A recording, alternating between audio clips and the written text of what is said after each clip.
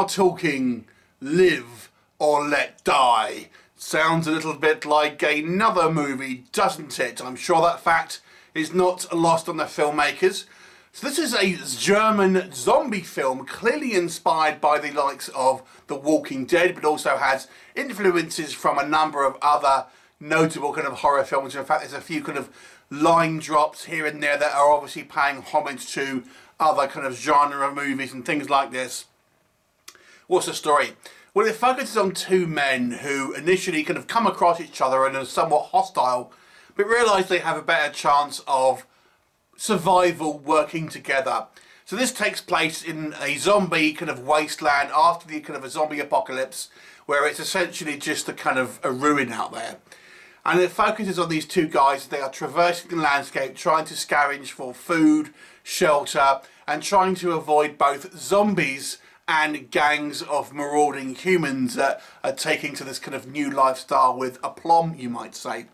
What will happen? Well, you'll just have to watch the movie to find out. So first of all, let's talk about what works with this movie. It's a relatively low budget film, and I think there's been many low budget zombie films, a fact I think we'll kind of address again in a short while. But I have to say I did find this movie to have some elements that I thought were quite well done here. A few things stood out to me. In particular, I thought the actual zombie makeup was actually quite impressive.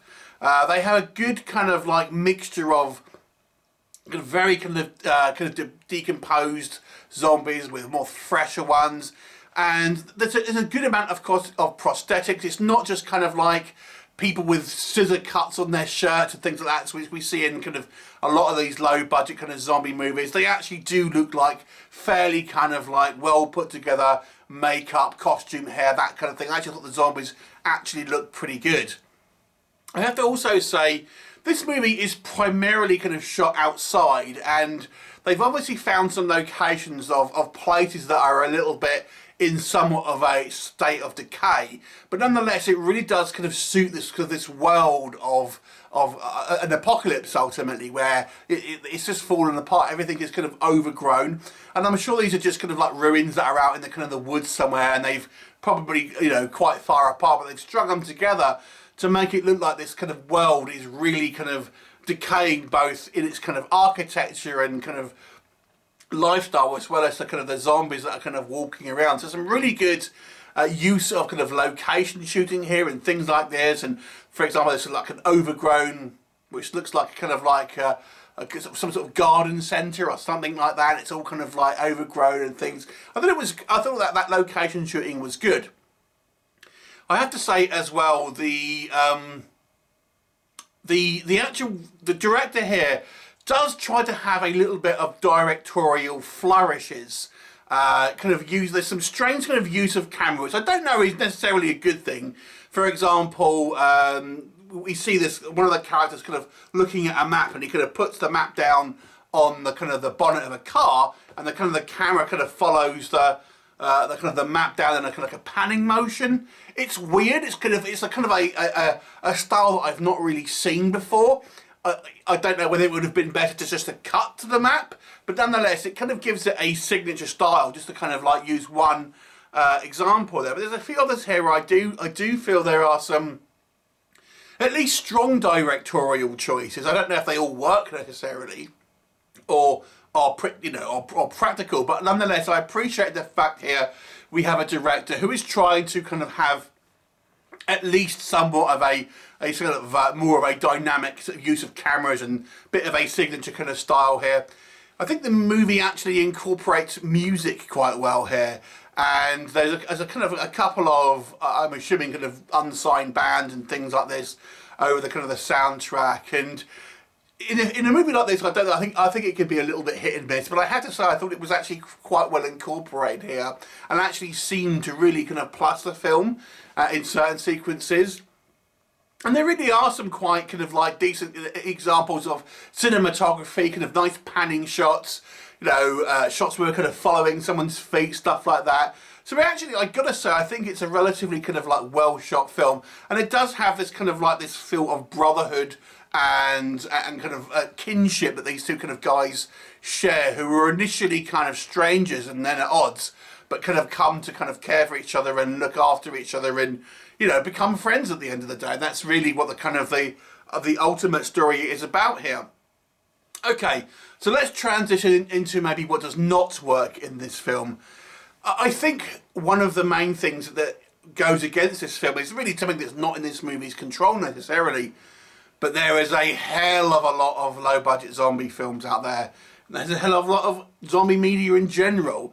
I think the zombie subgenre, if you want to call it that, is one of those ones where it's difficult to make a mark in because there's so many kind of movies out there. I mean, every other week you see a kind of a low-budget zombie movie hitting the shelves, and I think occasionally you get one that does have a neat twist or a kind of a story idea. It Stains the Sand Red, for I'll use as an example, which had a good, you know, sort of twist in the tale without becoming something else completely. But for the most part, I think these low-budget zombie films just kind of fill white noise.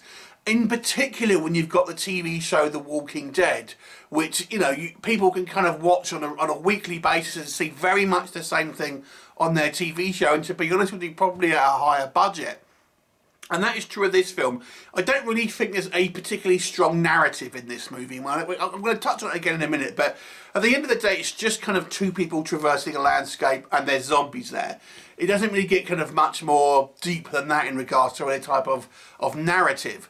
And the narrative has its own problems as well, the small bit of kind of storytelling that this movie does have.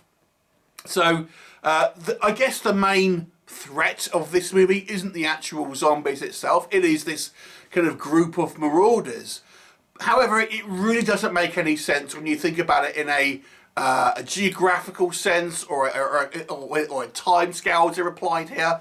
We have these two guys that are, you know, are travelling south. They want to get, you know, south, you know, to this hopeful of paradise there and stuff.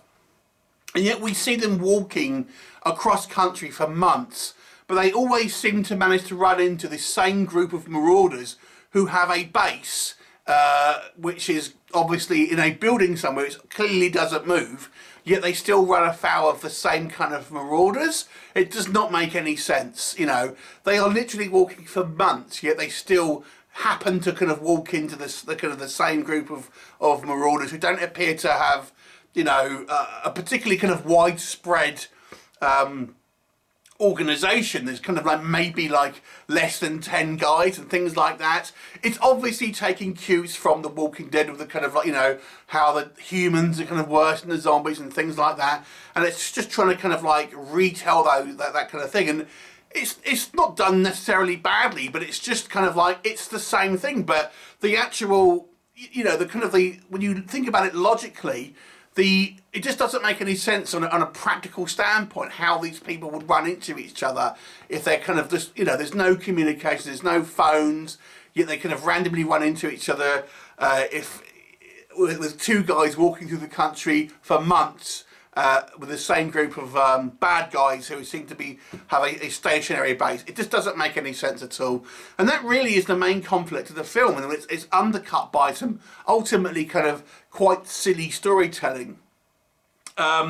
We have a number of other kind of like smaller kind of characters, especially female characters that kind of introduce. I think, oh, is something going to happen with this character? No, they're just disposed of. So it kind of seems the actual, and they're to do with mainly the kind of the Marauder side, and the actual storylines that involve them, especially when we have our final confrontation with them, it's a little bit of a damp squid. Let me just kind of say that, where there's not really a big finale in regards to that. Let me just kind of say that. I have to say as well, I think the acting is a little poor here. People are somewhat kind of overacting, and there is a little bit of kind of hammy dialogue here and there. I think the director here is trying to force in homages to kind of other popular media here, and sometimes the dialogue ends up sounding a little bit unnatural because they're trying to quote lines from other films and things like this, and you know, it just becomes a little bit kind of like, it doesn't really fit the kind of the narrative, to be brutally honest. But ultimately, the lack of story here is the real main problem. as a kind of a technical level, I think this would have been okay. Had this been a short film with two guys kind of running away from some zombies without really much story into it, you know, for individual scenes, I actually think that the actual technical side of it is actually kind of well done. But just for a narrative, it just doesn't make a lot of, you know, it's not particularly interesting, and they're kind of like, there are some real kind of dumb elements here as well in regards to some kind of just basic knowledge and kind of geography and things like this. It ultimately becomes somewhat fruitless, and I've seen some pretty scathing reviews for this that just kind of like rail on those facts.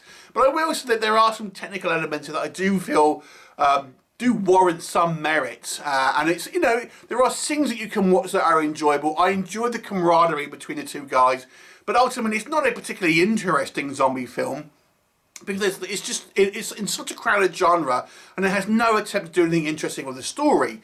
It's just some, you know, some relatively well shot and well made up zombies, but no real kind of story elements that kind of really elevate this. So I'm going to give this one a 4 out of 10. Have you seen it? What did you think of it? Leave me a comment, and I shall look forward to seeing you next time. Bye for now.